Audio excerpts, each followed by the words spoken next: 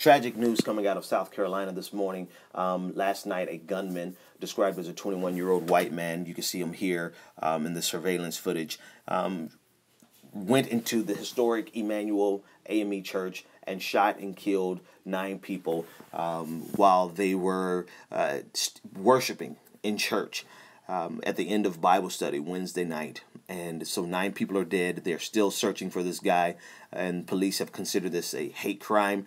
Clearly, it's a hate crime. One of the victims of the shooting was 41-year-old pastor and state Democratic Senator Reverend Clementa Pinckney. His sister was also reportedly killed, along with 6 other members of the church and the congregation. Already some media outlets are trying to dispel the notion that this was a race crime and asking us and telling us not to jump to conclusions about race. Well, you know what? We didn't, because I actually reported on this last night with Dr. Boyce Watkins in Your Black World, and we actually stated that we hoped that this was not a racially based crime. And, you know, maybe it was a frivolous hope because we knew better, considering the history of South Carolina, considering the baggage that South Carolina has, even all the way back to the founder of the church, one of the co-founders of the church, Denmark Vesey, in the 1800s, was killed for organizing a slave revolt.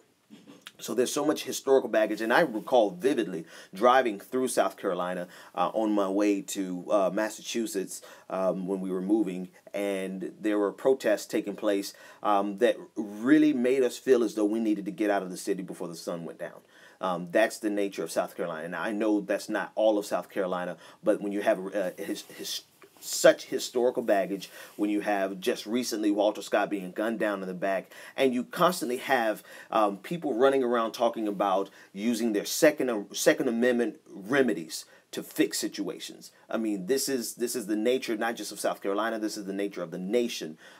These types of things happen, and you cannot neglect or negate the racial component.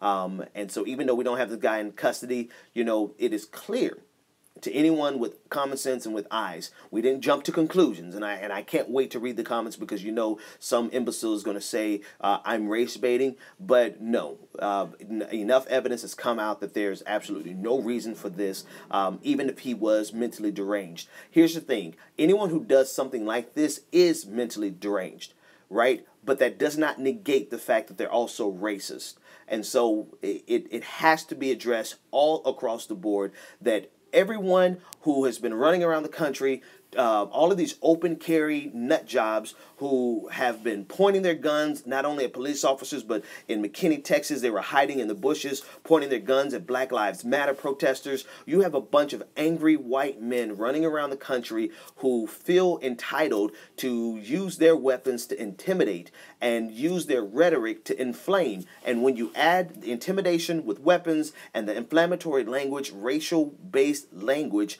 you will get incidents like this. And we cannot minimize the importance or the significance that race played in this. And so it's completely unacceptable, and it's up to it. It must be across the board. It must be addressed across the board.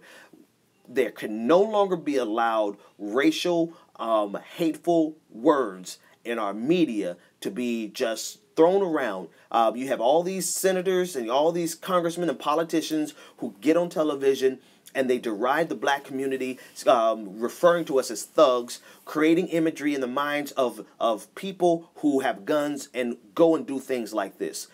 You also have the NRA giving access to guns. If you want to say this with a deranged person, how many deranged people does it take? How many mentally ill people does it take before the NRA finally realizes or even cares that there is a problem with the access of guns? There's too much access to weapons that can do this type of damage. And you know what? And what they want everyone to go get a gun to feel the need to protect themselves. That's what they want. And so the NRA, you have blood on your hands here too. Commentators from Fox News and all these conservative outlets that constantly describe and deride black people as thugs, but also deride the one peaceful group, the one group of peaceful, nonviolent protesters you will find would be in the church.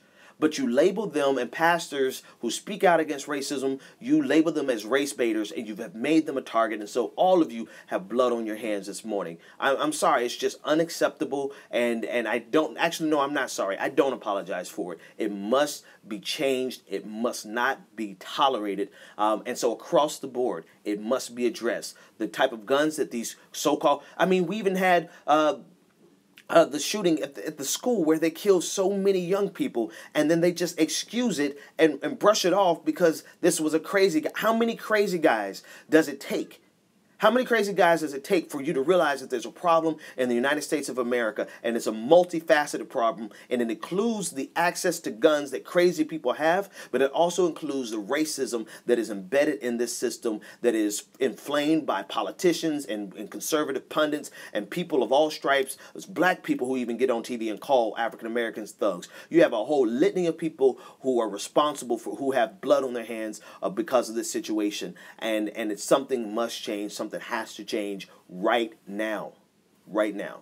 All right, this is Benjamin Dixon. There's more information that's coming up. I will get you more details right now. That's all the information that we have. 21-year-old white guy. You saw the picture. Police are still hunting for him. And as soon as we get an update, we will bring it to you.